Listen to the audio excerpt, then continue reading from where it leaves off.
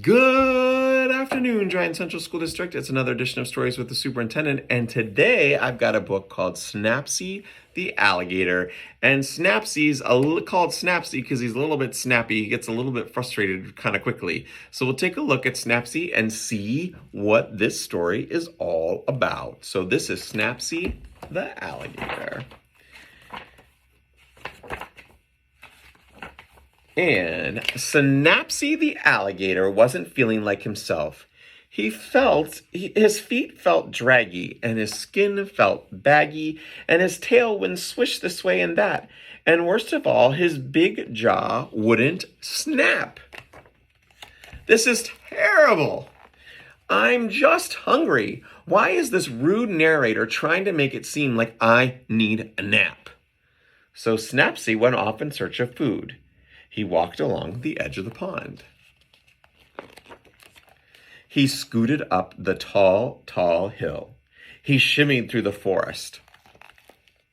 And look at Snappsy says, "You're an awful narrator. You're just describing what everyone sees in the illustrations." Snappy's not very nice, said the poor narrator, right? Snappsy, the big mean alligator, kept looking for food. He liked to eat tiny defenseless birds and soft fuzzy bunnies.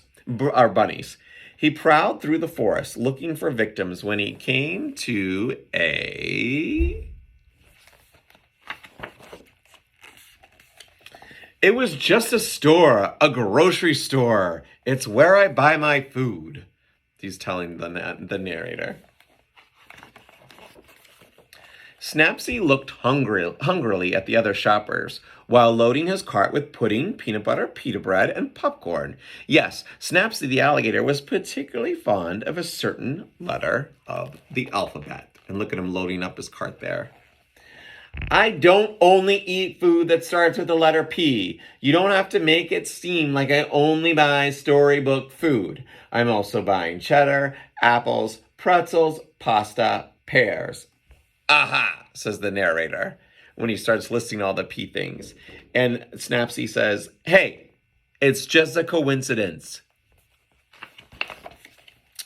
But Snappsy, the big, mean, hungry alligator who only liked food and started with the letter P, carried his groceries back through the forest, back down the hill, back around the pond until he got to a surprisingly lopsided shack.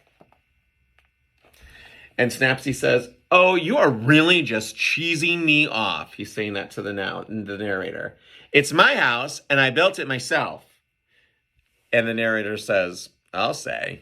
So he's saying it looks like he built it himself because it's all lopsided. Snappsy the alligator took his groceries into a splinter-laden shed and slammed the door quite hard. He was inside, and still inside. And notice he's hung a sign on his door that says, "No narrators allowed."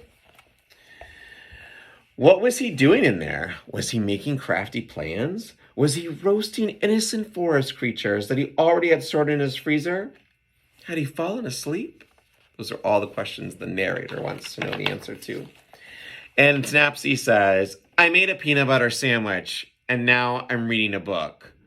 "Well, you have to come out. The story is really boring now," says the narrator. "If you must know, I'm planning a party," said Snappsy. Snappsy the alligator tried to better his reputation with other animals, decided to throw a party. Snappsy vacuumed the rug. He made goodie bags for all his guests. And wait, those aren't goodie bags. He's just taking out the garbage. Snappsy should really put out goodie bags for his guests. They love those, says the narrator.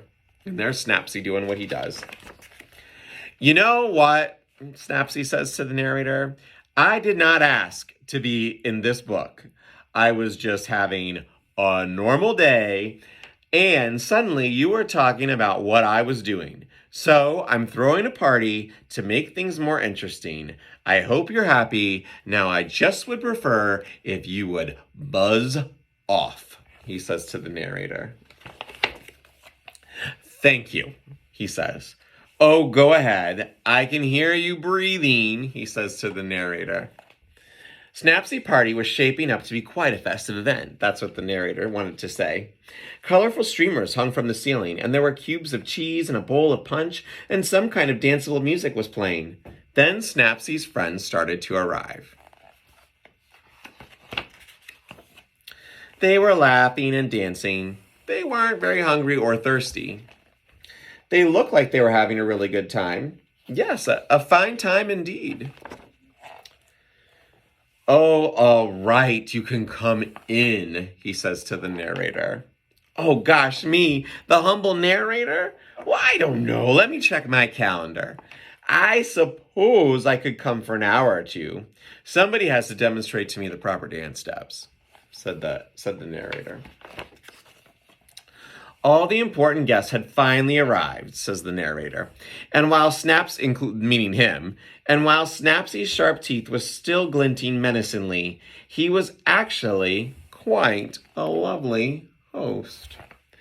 Does anyone want pudding? Aha, says the narrator, because pudding is really good, not because it starts with P. And we all ate pudding, and we did the chicken dance.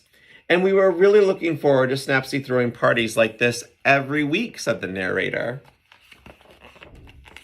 And Snappsy says, hey, I don't want to have to do that every week. And that's the story of Snappsy the alligator.